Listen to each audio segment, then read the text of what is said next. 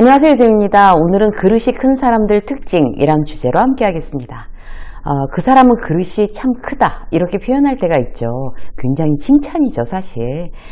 그릇은 이제 사람을 그릇으로 표현할 때 여러 가지가 있는데 그야말로 다른 사람, 타인을 품는, 그러니까 사람을 품는 그릇, 그 다음에 이제 말을 어떻게 하느냐에 따라서 말그릇이 크다, 작다, 이렇게 얘기를 하기도 하고, 그 사람이 어떤 그런 돈을 다루는 어떤 방법들, 돈을 다루는 태도를 보고 그 사람의 돈그릇이라고도 얘기를 합니다. 여러 가지 이제 그릇의 요소가 있죠.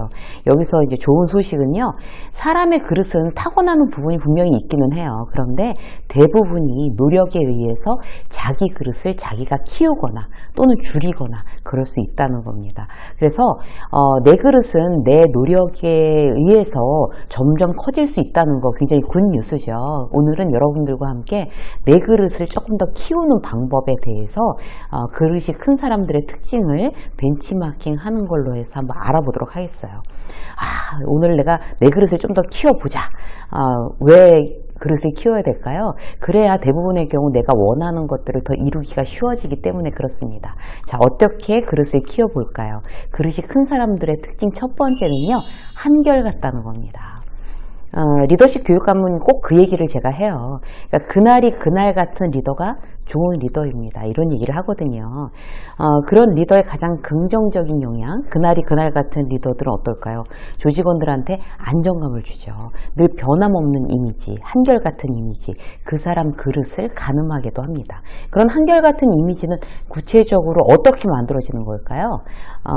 첫 번째는요, 감정적이지 않아요. 그러니까 내가 한결같은 사람으로 보이기 위해서는 막 감정의 기복이 심하면 전혀 이제 그렇게 보일 수가 없겠죠. 감정의 기복이 심하지 않은 거. 그릇이 작은 사람들은 이제 예를 들어서 굉장히 감정적이죠.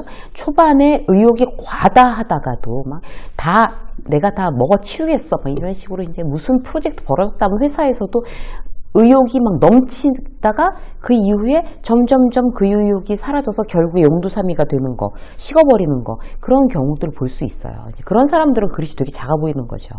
반면에 이제 어떤 단기 프로젝트가 시작되었다고 하더라도 TF로 막 모였을 때 막 열정적으로 정말 열심히 해보겠습니다. 이렇게 안 하고 그냥 덤덤하게 앉아있다가 저 친구는 참 이제 의욕이 있는 거야 없는 거야 이렇게 보였더라도 끝까지 자기의 역할이나 자기의 비중을 점점 키워가면서 성실하게 마무리를 잘하는 직원. 자, 어떤 직원, 맨 처음에 그렇게 처음에 열정적으로 갑시다 이랬다가 용두사미가 되는 직원과 처음엔 잘 모르겠지만 끝에 정말 끝까지 자기 비중을 높이면서 최선을 다하는 직원, 어느 사람이 더 그릇이 크다고 판단될까요? 열정도 한결같이 발휘할 수 있을 만큼만 자기가 조절하는 거, 그게 바로 자기 능력입니다. 그게 바로 자기 그릇의 크기죠. 그래서 어떤 상황에서도 열정조차 감정적이지 않고 내가 할 수 있는 분량, 거기에 대해서 이렇게 잠잠히 한결같이 노력하는 사람, 그런 사람이 바로 정말 그릇이 큰 사람이라고 할 수 있겠죠. 또 다른 예를 들어볼게요. 직장 상사의 태도에 따라서 굉장히 자기 기분이 왔다 갔다 하는 사람이 있어요. 어떤 이제 성질 급하고 굉장히 신경질적인 직장 상사가 있다고 쳐요. 근데 그런 직장 상사가 뭐라고 할 때마다 그냥 그 후배는 상처 있고 얼굴에 그늘지고 기가 죽고 저렇게 왔다 갔다 하는 그런 직장 상사 기분에 자기가 덩달아서 춤을 추는 거죠. 예, 남들이 다 보면 알아요. 또 팀장한테 한 소리 들었구나 이렇게. 그러다가 또 팀장이 기분이 좋아지면 자기도 덩달아서 좋아지는 거예요. 그 밑에 있는 직원이 밥 먹으러 가서도 아주 마음 편하게 밥 먹고 직장 상사 이렇게 딱 보니까 직장 상사가 멀쩡해 보이거든요. 그러면 그때서 안심하고 이제 자기도 편하게 있는 거. 그런 사람은 그릇이 그야말로 이렇게 종지 그릇인 거죠. 남의 기분에 내 기분이 춤을 추면 안 됩니다, 여러분. 상대가 누가 됐든 간에. 반면에 어떤 사람은요, 그러거나 말거나 이제 무심하거나 직장 상사를 무시한다는 뜻이 아니고요. 처음부터의 원칙인 거예요. 나는 타인의 기분에 휘둘리지 않는다. 나 자신한테 집중한다. 그런 원칙이 있는 사람은 변덕스러운 팀장이 뭐라고 신경질을 부려도 정확하고 논리적으로 보고하고 할 거 하고 확인하고 자기 일 하고, 그 사람이 또 막 기분이 좋아서 나를 막 칭찬한다고 해서 뭘 그다지 같이 뛸 듯이 좋아하지도 않고 이렇게 해프지 않다는 거죠. 길게 볼 때 이런 원칙을 가진 사람이 훨씬 스트레스 없이 일을 잘할 수가 있습니다. 자, 또 감정적이지 않은 거, 한결같은 사람, 감정적이지 않고 한결같은 사람 또 어떨까요? 드러내지 않아요. 그러니까 감정만 한결같은 게 아니라 행동 또한 한결같은 거죠. 자기가 하는 일을 구태여 막 이게 생색내고 막 이거 내가 너한테 해줬어 막 이렇게 떠벌리거나, 아니면 뭐 이거 내가 이거 해줬으니까 그거 지금 진행되지, 아니면 어떡하려고 했어 이러면서 상대를 비판한다거나 이러지 않는다는 거죠. 그냥 행동조차 늘 묵묵하게 한결같은 거, 우리가 이제 가장 배워야 될 첫 번째 원칙이 되겠습니다. 자, 그릇이 큰 사람들 두 번째 어떤 걸까요? 자신감이 있어요. 자기가 실력이나 뭐 체력이나 감정적으로 여유가 있으면요, 자신감이 겉으로 저절로 드러나는 거죠. 뭐 내가 막 자신 있어, 막 나는 뭐 자신 있는 사람이야, 뭐 이래서 자신감이 남들한테 드러나는 게 아니라 자연스럽게 그 자신감이 남들한테 보여집니다. 자, 자신감 있는 사람은 어떨까요? 첫 번째 특징은요, 칭찬을 많이 해요. 상대가 없는 자리에서 절대 그 사람 뒷담화하지 않고 칭찬해요. 상대의 장점을 더 보려고 노력해요. 저절로 보이는 거죠. 왜? 내가 여유가 있고 자신이 있으니까. 남의 이제 내가 마음에 여유가 있으니까 남의 장점이 잘 보이는 거예요.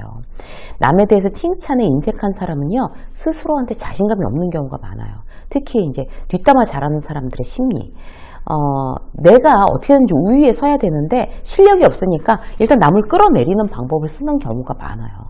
그러니까 저절로 남의 장점을 발견하고 칭찬하고 이런 사람은 자신감이 있고 품이 넓은 사람입니다. 자, 나는 뒷담화를 많이 더 하나? 아니면 칭찬을 더 많이 하나? 이거 한번 생각해 보시자고요. 자, 자신감 있는 사람은 두 번째, 인정해요. 인정. 그러니까 대표적으로 두 가지 부류예요. 어떤 부정적인 상황이 벌어졌을 때 그래요. 그 상황에서 어떻게 해서든지 이제 남 탓을 돌리고 발뺌하고 화내고 때로는 막 직급으로 찍어 누르려는 사람들이 있어요. 그런데 자기가 이제 상급자이거나 선배이거나 그럼에도 이제 불구하고 내가 뭔가 잘못했으면, 아니면 내 후배가 잘못했더라도 그걸 변명하지 않고 탓하지 않고 인정하고 내가 책임지려고 하고, 이게 바로 그 대단히 자신감 있는 사람들의 원칙입니다. 누가 존경의 대상이 되겠어요.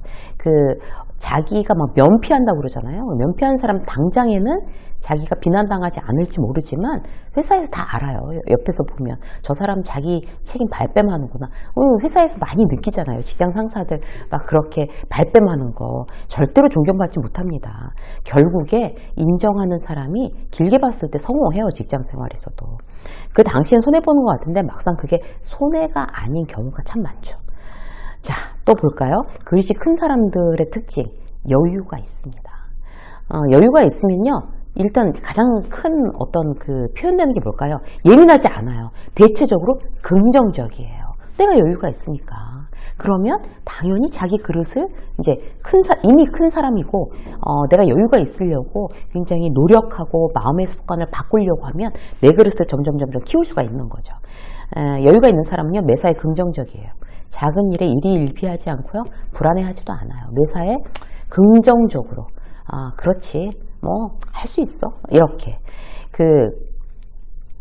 영화 밀수 보셨어요, 여러분? 그 밀수에 보면 그 공장 때문에 고생해서 건져 올린 해산물이 다 썩은 거예요. 그래서 해녀들이 막 속상해하는 장면이 나와요. 거기서 김혜수가 뭐라 그러냐면, 낮술이나 마시러 가자. 이러는 거예요. 그러니까 이게 긍정적인 어떤 그런 대표적인 어떤 그런 사례는 아니겠지만 그거 보고 제가 막 웃었어요.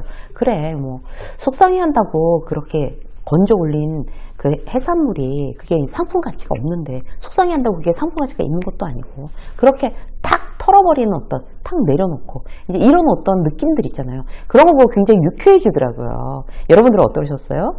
긍정성이라는 게 굉장히 유쾌하다는 의미예요.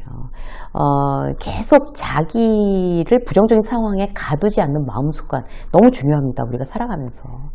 여유가 있으면요, 또 두 번째 어떤 특징이 있을까요? 남의 말을 잘 들어줘요. 여유가 있으니까.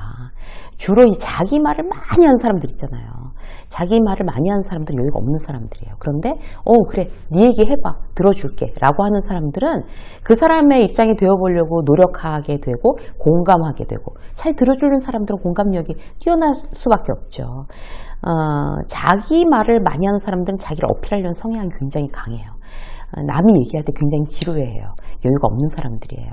그리고 남의 얘기를 정말 잘 들어주는 사람, 이런 사람들은, 그리고 경청, 공감에 대해서 관심을 갖고 스스로를 트레이닝하는 사람이요, 자기 그릇을 점점 자기도 모르는 사이에 계속 키우는 그런 훈련을 하고 있는 사람들입니다. 여러분들 오늘도 누군가의 이야기를 귀 기울여서 잘 들어주시고 공감해 주세요. 바로 내 그릇을 키우는 가장 좋은 셀프 트레이닝이 되겠습니다. 유쌤의 직장 수업 오늘 여기까지 하겠습니다. 고맙습니다.